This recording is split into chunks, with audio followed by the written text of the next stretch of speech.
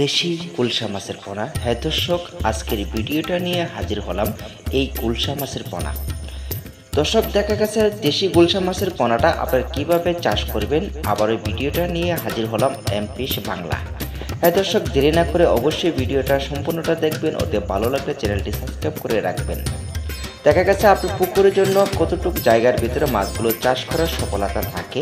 আপনার দেখা গেছে আপনার 20 থেকে 50% জায়গা যদি থাকে, তাহলে 50% জায়গার ভিতরে আপনার 50 থেকে 60,000 টাকা ইনকাম করা ব্যাপার নাই। নিশ্চিন্তভাবে আপনারা দেখা গেছে 1 লক্ষ টাকাও ব্যবসা করতে পারবেন রানিং। মাত্র সময় লাগবে 3 মাস। 3 মাসের ক্ষেত্রে আপনার 50% জায়গার ভিতরে 60 থেকে 65,000 মাছগুলো ব্যবহার করতে পারবেন। পানি থাকতে হবে 3 থেকে 4 ফিট। এই 3 থেকে 4 ফিট পানির মাধ্যমে মাছগুলো সম্পূর্ণটা চাষ করা যাবে অনায়াসে।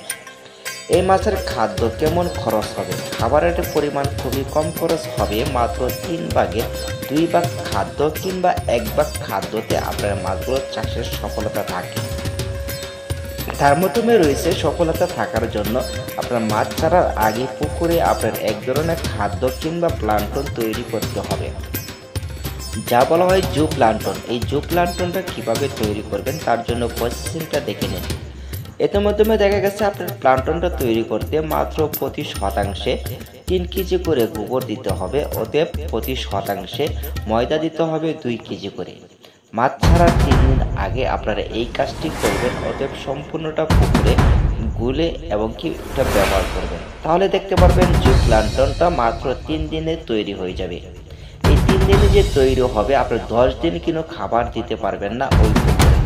তাহলে নিশ্চিন্তে থাকতে পারেন, অতএব যে মাছগুলো ছাড়ার পূর্বে খাদ্য সাথে সাথে পেয়ে থাকবে, সেই ক্ষেত্রে পুকুরের জন্য অনায়াসে মাছগুলো চাষের সফলতা থাকে।